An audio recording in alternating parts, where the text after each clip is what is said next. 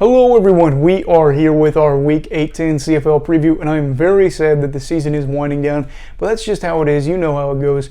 But we are going to talk about my picks and my predictions for this week as we have 4 games, and it's going to be a doozy. Now, before we start, please make sure to subscribe if you are new to the channel and you are interested in the CFL or you're learning about it. I'd love to have you here, as I hope to do this for a very long time. Now, let's get into it.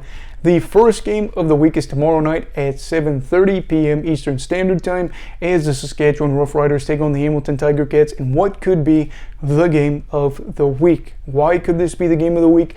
Well, if one side loses this, they might not be mathematically eliminated, but they're practically eliminated.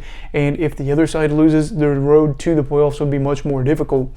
And let's talk about that. Saskatchewan is 6-9 coming into this game, and after this, they play the Calgary Stampeders back-to-back, if I'm not mistaken. Calgary has a lot to play for, so the Roughriders know getting a win this week would be very crucial in getting some distance between them and Hamilton for the crossover, and they also are aware that they really would love to get this game, because if they could split even with Calgary, that would be ideal for them, because with 8 wins, you know, they're just locking up a playoff spot. As for Hamilton, they know if they lose this game, they're probably eliminated, and this could be a final coffin or final nail in the coffin for multiple people within the organization. But I think this could be a really good atmosphere. Hamilton fans haven't had a ton of stuff to cheer about this year, but with them still being in the race barely somehow, I don't exactly know what their playoff percentages are for their odds to make it. They have a chance. Go in there and beat Saskatchewan, work your magic the rest of the year and hope for the best, because again, if you beat Saskatchewan, they would move to 6-10 and then play Calgary back-to-back. Who's to say they don't go 6-12, and then your chances there to make the postseason. But for the game, I'm going to be picking the Saskatchewan Roughriders. Do I think Hamilton could absolutely win this game? Yeah, and it's scary because I am picking the Riders just because I don't know what you're going to get with Dane Evans. He could have a big game and they could blow out Saskatchewan, and I'd look really foolish here. And he could have 5 touchdowns, no picks, 350 yards, or he could have 3 or 4 turnovers, and we're looking at the Riders winning a big game, or maybe just squeaking it out. I don't know. I really would rather trust the Riders here because I do feel that they are the better team. But I do feel like Hamilton could beat most teams any given day of the week, whereas the Riders are really in a spot where I really think they could just beat the bad teams at the moment as they look to get some guys back. But I'm going to be picking the Riders here in this one. As for the other 3 games of the week, on Saturday you have the BC Lions taking on the Toronto Argonauts. This one is big, as the Lions would love to get some more wins here as Calgary is nipping at their heels, and the Argonauts would like to get a win again as Montreal is kind of nipping at their heels as well. This will be a better game than I think some people expect. Toronto has not matched up well to better teams in the league this year, but this should not probably be a blowout like earlier in the year when Nathan Rourke just absolutely torched the Argonauts and put on a show as they beat them 44-3. You're seeing a team that is still trying to figure things out with Vernon Adams Jr. as Rourke heals, and the Argos have been able to win games. They are 8-6 on the year. BC 10-4 could be a good one here. This one means probably just as much for both sides as the other one.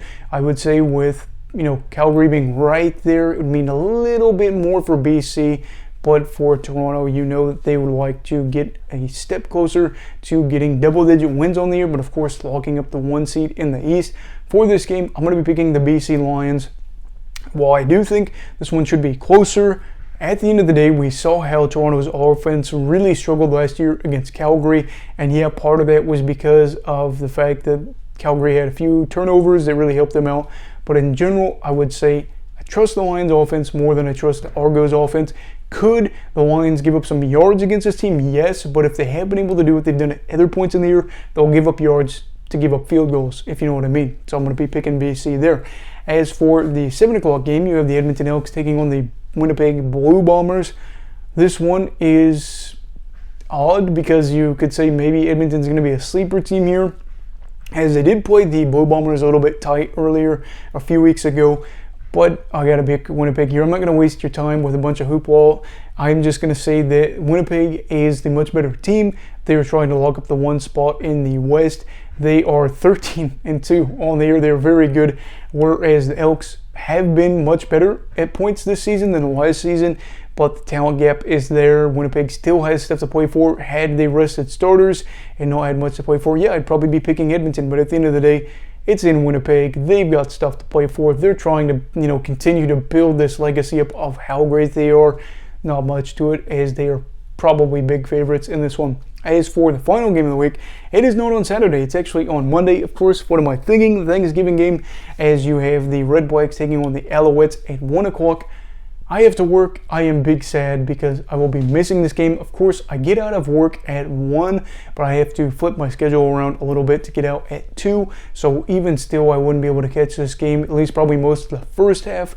But I'm going to be watching the second half. You better believe it.